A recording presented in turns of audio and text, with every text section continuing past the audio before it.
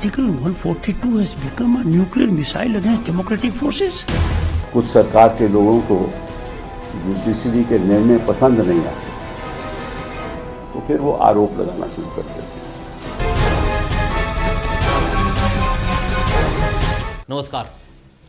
संसद में पारित विधेयक को राष्ट्रपति की मंजूरी मिल जाने के बाद भी सुप्रीम कोर्ट में जिस तरह से वक्फ एक्ट के नए कानून पर सुनवाई हो रही है, उस पर उपराष्ट्रपति जगदीप धनखड़ का कहना है कि संविधान का अनुच्छेद 142 लोकतंत्र के खिलाफ परमाणु मिसाइल बन चुका है। उन्होंने कहा कि हम ऐसी स्थिति नहीं चाहते जहां राष्ट्रपति को निर्देश दिए जाए। सुप्रीम कोर्ट को सिर्फ संविधान की व्याख्या का अधिकार है, वह भी 5 जजों के संविधान पीठ ही कर सकती है।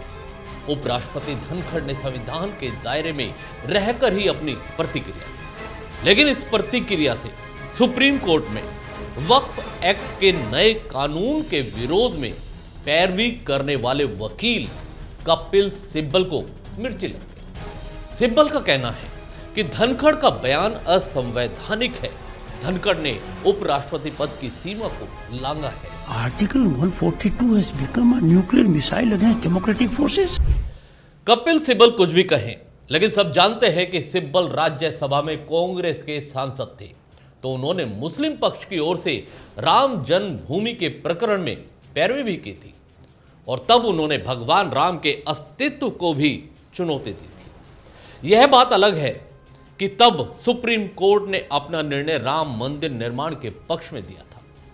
सिब्बल को जब कांग्रेस ने दोबारा से राज्यसभा नहीं भेजा तो सिब्बल समाजवादी पार्टी में घुस गए। अब सिब्बल राज्यसभा में सपा के समर्थन से सांसद बने हैं। यही वजह है कि वक्फ बोर्ड के समर्थकों की ओर से सुप्रीम कोर्ट में पैरवी कर रहे हैं।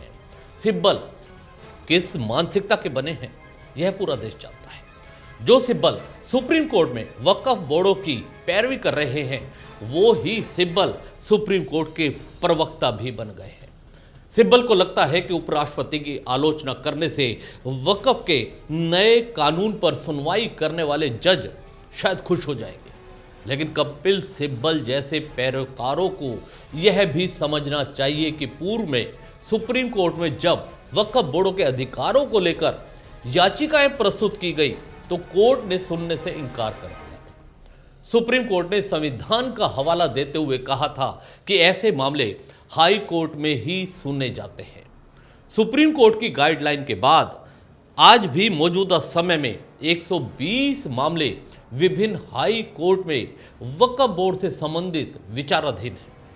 इन सभी में वक्फ बोर्ड के अधिकारों और कार्यप्रणाली को चुनौती दी गई है। सवाल उठता है कि जब वक्फ बोर्डों को लेकर कोई याचिका प्रस्तुत की जाती है तो सुप्रीम कोर्ट सुनने से इनकार कर देता है, लेकिन जब वक्फ एक्ट के नए कानून को राष्ट्रपति तक की मंजूरी मिल जाती है तो सुप्रीम कोर्ट संविधान के अनुच्छेद 142 की आड़ लेकर याचिकाओं को स्वीकार कर लेता है। इतना ही नहीं, उस कानून पर रोक लगा दी जाती है जिसे संसद के दोनों सदनों में लंबी बहस के बाद स्वीकृत कर दिया गया था। कपिल सिब्बल को देश के उपराष्ट्रपति का बयान तो असंवैधानिक नजर आता है, लेकिन सुप्रीम कोर्ट में हो रही असंवैधानिक सुनवाई अच्छी लगती है। अच्छा होता कि सुप्रीम कोर्ट नए कानून को चुनौती देने वाली याचिकाओं को भी हाई कोर्ट भेजता। वक्फ एक्ट के नए कानून की सुप्रीम कोर्ट में सुनवाई के दौरान विद्वान जजों ने कई मौकों पर वक्फ बोर्डों की तुलना हिंदुओं के मंदिरों के ट्रस्टों से की है। कपिल सिब्बल, अभिषेक मनु सिंघवी जैसे वकीलों द्वारा रखे गए तर्कों पर विद्वान जजों ने जानना चाहा कि क्या किसी मंदिर ट्रस्ट में कोई गैर हिंदू ट्रस्टी हो सकता है क्या? जब मंदिर ट्रस्ट में गैर हिंदू ट्रस्टी नहीं हो सकते तो फिर वक्फ काउंसिल में गैर मुस्लिमों को सदस्य क्यों बनाया जा रहा है?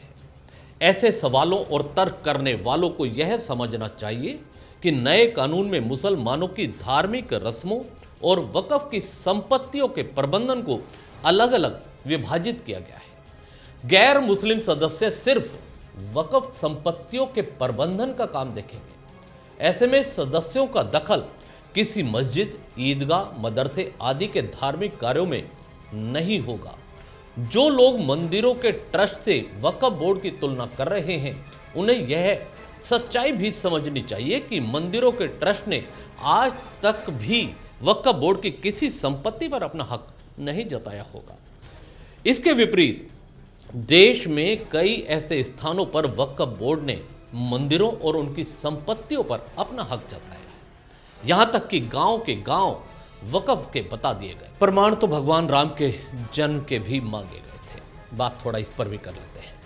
सुप्रीम कोर्ट में सुनवाई के दौरान कपिल सिब्बल, अभिषेक मनु सिंघवी जैसे वकील वक्फ बोर्ड की तुलना अयोध्या के राम मंदिर से कर रहे हैं।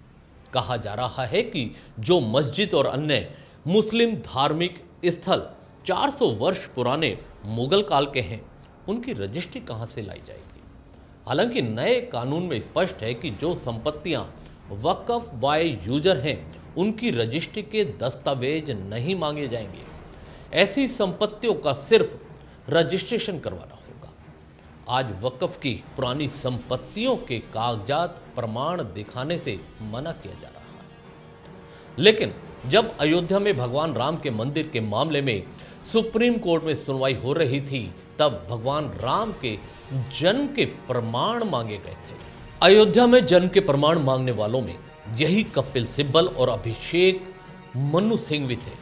तब सुप्रीम कोर्ट के समक्ष भगवान राम के जन्म के प्रमाण भी रखे गए थे। जब भगवान राम के जन्म के प्रमाण मांगे जा सकते हैं, तो 300 से 400 साल पुरानी वक्फ की संपत्तियों के प्रमाण क्यों नहीं दिखाए जा सकते। आज देश नाजुक दौर से गुजर रहा है। इतिहास गवाह है कि भारत ने 600 वर्षों तक मुगलों और फिर 200 वर्षों तक अंग्रेजों की गुलामी सहने के बाद 1947 में विभाजन की त्रासदी भी झेली।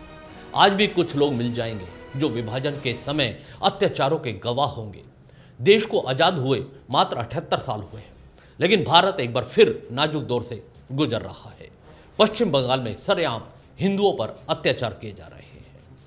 हिंदू समुदाय के लोग शरणार्थी शिविरों में रहने को आज भी मजबूर हैं। तमिलनाडु में सत्तारूढ़ डीएमके ने अपने राज्य की स्वायत्तता के लिए विधानसभा में प्रस्ताव रख दिया है।